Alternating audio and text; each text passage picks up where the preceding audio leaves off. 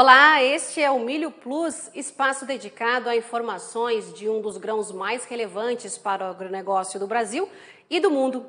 No programa de hoje vamos falar sobre o milho biofortificado e o nosso entrevistado que vai aprofundar esse tema é o pesquisador da Embrapa Milho e Sorgo, Paulo Evaristo de Oliveira Guimarães. Seja muito bem-vindo ao programa, Paulo. Obrigado. Num mundo onde a desnutrição atinge milhões de pessoas, a gente sabe que as pesquisas vêm sendo feitas para suprir essa deficiência nutricional e a biofortificação do milho faz parte desse trabalho, ou seja, selecionar variedades do grão com altas concentrações de nutrientes para desenvolver cultivares ricas em vitaminas. Aqui no Brasil, a Embrapa Milho e Sorgo vem realizando pesquisas. Conta pra gente como foi esse início desse trabalho. Ok, vou começar do programa internacional que apoia essas pesquisas. E é uma história bem interessante. No início da década dos anos 2000, um grupo de nutricionistas se perguntou qual os maiores problemas nutricionais, principalmente em comunidades carentes rurais, África, Ásia, América Latina, e viram que os maiores problemas nutricionais são vitamina A, ferro e zinco. Então, foi a primeira pergunta. São os que causam mais problemas, nanismo, cegueiras, perdas de dias na escola, dias de trabalho, diarreias, os três envolvidos nesse assunto, esses três nutrientes. Aí a segunda pergunta é: quais são os alimentos mais tradicionais que essas comunidades usam? Então, o pessoal viu que era, por exemplo, batata doce, mandioca, milho, feijão, e decidiram biofortificar. Se você pega, por exemplo, um sal, é fortificado com iodo, iodado. Mas como é que chegaria a isso? E como é em comunidades rurais isoladas, aí, pobres, dessas regiões mundiais? Então, fica difícil fortificar. Então, a ideia é biofortificar. Em outras palavras, colocar em culturas que são alimentos tradicionais, que não vão ter rejeições, porque é muito difícil mudar hábitos alimentares das pessoas. Então, nesse caso, feijão com ferro, por exemplo, milho, batata doce, mandioca com vitamina A e assim por diante. Então, resolveram manter os alimentos, o que se cultiva nessas comunidades rurais, principalmente, e biofortificar. Então, é um programa Harvest Plus, que tem o Bioforte aqui no Brasil, que é ligado, financiado pela Fundação Bill e Melinda Gates, e é muito interessante. Tem desde 2000, no caso do milho, desde 2003. Começou numa reunião na Etiópia, que nós participamos, e se decidiu se investir em milho para ferro, zinco e vitamina A. E nós começamos mesmo aqui em 2004, no próximo ano, que o primeiro ano que começou realmente a nível mundial. Investimos muito em ferro e zinco, mas nós tivemos dificuldade aqui no Brasil. Os melhores pais, as melhores linhagens de milho, que a gente chama, com alto ferro e zinco, não transmitiam isso para os filhos, quer dizer, baixa herdabilidade. Nós tivemos muita dificuldade e começamos, paralelamente, a investir em milho de provitamina A. Aí, sim, tivemos bem mais sucesso. O programa é interessante o seguinte, do jeito que você comentou, essa questão é mundial de segurança alimentar e você tem duas abordagens que são complementares. Uma, que é a tradicional, é ter maior produção. Você pode ter maior produção de cada cultura dessa, vamos supor aqui no caso, vamos inferir no caso do milho, aumentando a produtividade e aumentando a área de cultivo. Outra opção, que é pouco utilizada, é melhorar o valor nutricional de cada alimento. É nisso que nós estamos investindo, é nisso que esse programa internacional, Harvest Plus e Bioforte estão investindo. Um adendo que a Embrapa, desde o início, participou, não só em milho, mas em todas essas culturas. E, bem, então começou aqui em 2004, aproximadamente, no caso da provitamina A. E uma coisa interessante é o seguinte, a análise é muito cara, é morosa. Você tem que fazer no escuro, análise para carotenóide provitamina A em milho.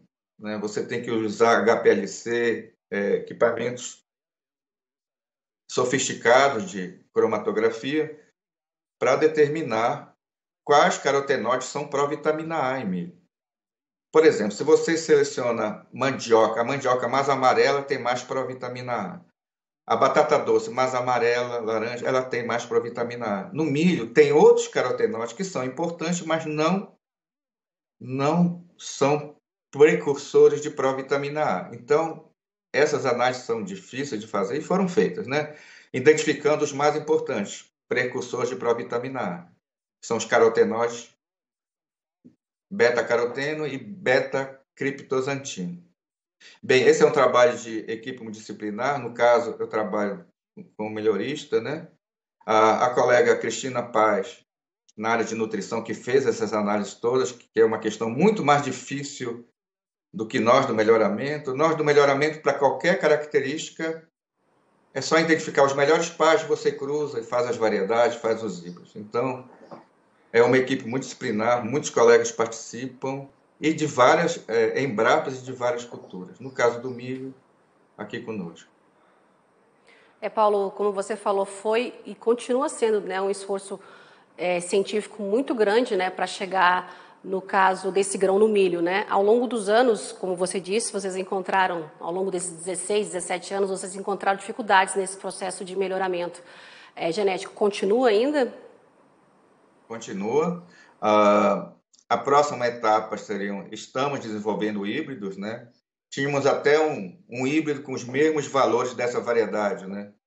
Em torno de 8 microgramas, 6 a 8 microgramas por grama de provitamina A, quanto o milho comum é em torno de 2.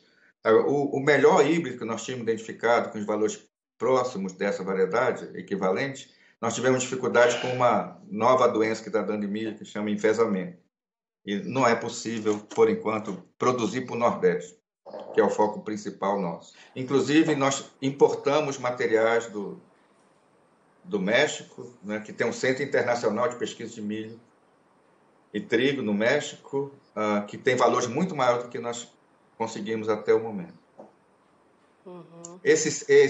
Voltando ao projeto internacional, ele é composto, é interessante, né? Nutricionistas, melhoristas, fitotecnistas, economistas, né? E centros internacionais participam, como o CIMIT, o CIAT na Colômbia, o ITA na Nigéria, universidades americanas, europeias, australianas. Quer dizer, é um conjunto muito grande de instituições multidisciplinar para poder melhorar essas culturas, né? E chegue isso e melhore a vida, a segurança alimentar dessas comunidades, principalmente as carentes. Um adendo, que nem no caso do milho, por exemplo, obviamente quem mais vai se beneficiar desse maior teor de que seria a comunidade, populações carentes em vitamina A, né? Mas qualquer pessoa que tenha carência em vitamina A, ela vai ser beneficiada se consumir mais esse milho. Não é nada milagroso, né? Ajuda nesse problema. E, por exemplo, a cegueira causada por degeneração macular, onde a vitamina A tem um papel importante, é um dos maiores fatores, degeneração macular é um dos maiores fatores de cegueira na Europa, nos Estados Unidos e aqui no Brasil também. Então, quem consumiu milho, assim que ajudaria, né, junto com outros componentes, né, ligados à vitamina A, como outros carotenoides, como luteína, ajudaria nessa questão. As culturas que estão sendo biofortificadas, elas passam por testes para ter esse teor nutricional, né? Como você falou em segurança alimentar, precisa disso. E, ao mesmo tempo, eu imagino que exista um grande esforço também para melhorar o rendimento nas lavouras, não é? Nós temos uma grande experiência com valor nutricional que, na década de 90, nós investimos muito em milho de qualidade proteica melhorada. E naquela época também, assim como, quer dizer, eram materiais que tinham maior triptofano e lisina, aminoácidos essenciais que estavam nesse milho melhorado. Sempre foi o objetivo de o maior valor nutricional ser como um bônus. Em outras palavras, um milho para ser aceito, no caso uma cultivar de milho, uma variedade de milho, ela tem que ser produzida da mesma forma, ser competitiva com as normais, porque senão não vai ter aceitação. Não chega no agricultor. Então, essa variedade em questão, ela produz, nos nossos ensaios, e está indo bem por enquanto, nas avaliações que foram feitas até o momento pelos agricultores, está sendo bem aceita, produz que nem as outras, porque se produzir menos, não adianta. Nesse caso dessa variedade de milho, nós avaliamos centenas de linhagens, que são os pais dos híbridos, os pais das variedades sintéticas, no caso. E selecionamos 6 linhagens que já eram boas em produzir bons milhos, boas variedades, vamos dizer assim. Então, é uma variedade competitiva, você não distingue das outras em nada. Então, o sistema de produção dela, que é uma grande vantagem, é que nem qualquer outra variedade para qualquer região do país, que muda, né? Então, se você está no Nordeste, você tem um sistema de produção. Se você está no próprio Nordeste, na zona da mata, você tem mais chuva. Se você está no semiárido, você tem outros problemas de seca. E assim vai. Níveis de adubação. Então, é uma variedade que nem as outras. Por enquanto, em 2020, foi a primeira experiência, 600 famílias, pelo um programa do governo Ceará, que é troca de sementes, deixa eu ver, Hora de Plantar, o programa Hora de Plantar no governo do Ceará, é um programa bem interessante, distribui sementes de milho e outras culturas, mas nesse programa, 600 famílias receberam essa semente, testaram e a maioria gostou, assim, pelos relatos que se tem, com uma dificuldade de se avaliar por causa da pandemia, de os extensionistas conversarem sobre essas variedades. Como é que foi, se gostou, porque são muitas características, não é só a produtividade. Às vezes a pessoa quer, por exemplo, o agricultor quer um milho mais para milho verde, um milho mais dentado, ou quer às vezes não gosta da aparência, do sabor, o empalhamento, então isso tudo está sendo avaliado, validado em campo. Para essa próxima safra agora, 4 empresas, que é uma coisa muito interessante também nesse programa, 4 empresas de sementes familiares que estão no Nordeste, inclusive no Ceará, produziram semente suficiente para 2021, tem em torno de semente para 15 mil hectares, que é bem interessante para uma variedade. Em outras palavras, é uma variedade que nem as outras, e também o grão você não distingue. Conforme eu tinha falado, por exemplo, se você pegar um milho com grão laranja, não significa que ele tem bastante carotenoide, mas não significa que aqueles carotenoides são os precursores de vitamina A. Mas é uma vantagem. Então, o grão dessa variedade também você não distingue. O sistema de produção dela é que nem as outras. Produtividade que nem as outras. Então, é uma grande vantagem. Pode ser uma desvantagem em termos de, no dia que se quiser ter um rastreamento dos grãos dessa variedade especificamente. Por exemplo, no caso da América Latina, boa parte dos países produzem milho branco. Então, foi desenvolvido para a América Latina, por exemplo, Colômbia, Guatemala, México, milho branco com alto teor de zinco. Então, produz que nem as variedades brancas. Só que a aparência ficou meio creme. Aí dificulta para comercializar. Então, ter a aparência tudo igual ao alimento tradicional, ao grão tradicional, é uma grande vantagem. Lá na frente, se alguém quiser rastrear, pode ser uma certa desvantagem em relação a isso. Interessante também é o seguinte, na África, boa parte dos países da África, a maioria, consome milho branco em vez de milho amarelo. Milho amarelo para animais. Na África também tem uma história interessante que, no caso, para vitamina A, teve que ser milho amarelo, porque os carotenoides são amarelos. Apesar do costume de ser tradicional para branco, mas o pró-vitamina A, porque milho é muito utilizado, amarelo. É uma história bem interessante. Aí o que é que aconteceu? Se foi feito todo um trabalho de desenvolver materiais bem laranjas, porque no passado, quando havia questão de fome e tudo, ou quando ocorre problemas de ajuda internacional, o milho que o pessoal recebia é um milho amarelo dentado mais claro, americano em geral. Então o pessoal tinha uma certa restrição, tipo assim, isso aqui é uma ajuda alimentar, né? É uma ajuda humanitária. Mas o milho laranja teve bem mais aceitação com maior vitamina A. E agora está tendo um problema de comercialização, porque alguns estão produzindo milho de vitamina A, ou milho amarelo normal, dizendo que é vitamina A. Então o pessoal lá está bolando um sistema semelhante às criptomoedas de blockchain para poder rastrear isso, né? Bem, bem interessante isso. Agora, Paulo, você citou o papel da Embrapa, né, de tão importante que ele é, citou o Ceará.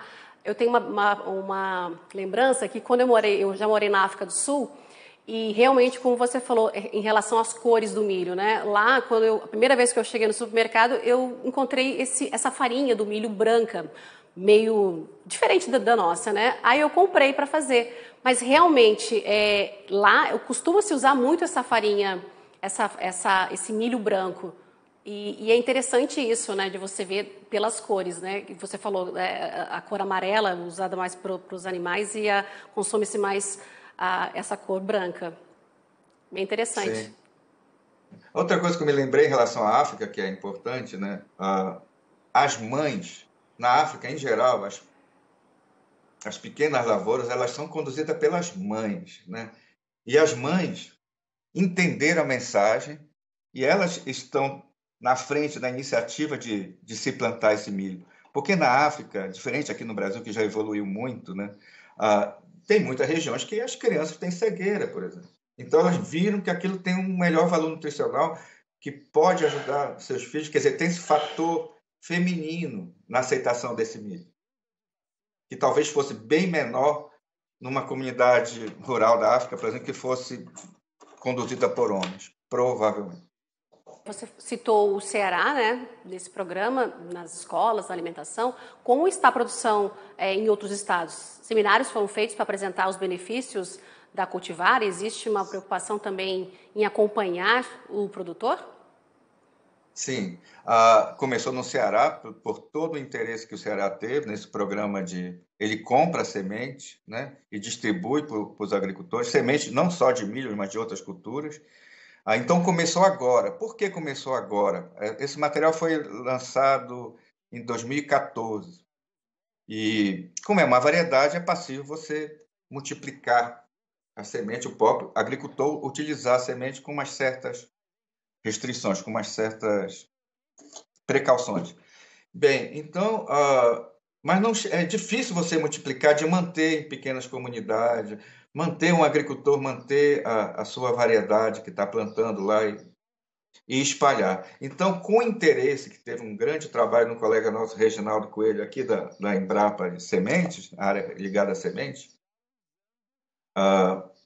conseguiu demonstrar para os colegas do governo do Ceará e então incentivou que teve essas pequenas empresas familiares no Nordeste multiplicando essa semente, que é bem razoável, né? Então começou só por enquanto, com 600 famílias. E por enquanto, o que a gente sabe que foi bem aceito no geral. E agora vai ter semente para 15 mil hectares, que vão ser distribuídas essa semente para o governo do Ceará, para o Maranhão, acho que vai ser vendida também em Pernambuco, segundo o empresário um dos empresários está multiplicando essa semente e comercializando. Mas, em outras palavras, para o material realmente chegar, olha, demorou, hein? Então, em 2013, 2014, em torno de 6 anos depois para começar, porque tem que ter uma parceria público-privada também. Tem que ter gente que multiplique as mudas, que multiplique as sementes e comercialize. Né? Eu acho que isso não impede que, de repente, de jeito nenhum, que algum agricultor goste e use o grão utilize o grão como semente para a próxima safra. Não, isso ajuda a multiplicar o material. É uma alternativa, né? Certo. Paulo, como é o manejo da BRS 4104 em relação ao solo, ao clima? Qual o melhor período para plantar a semente desse milho? Que é uma pergunta bem complexa, né? Porque é um país continental. Então, por exemplo, no Maranhão, nós temos resultado.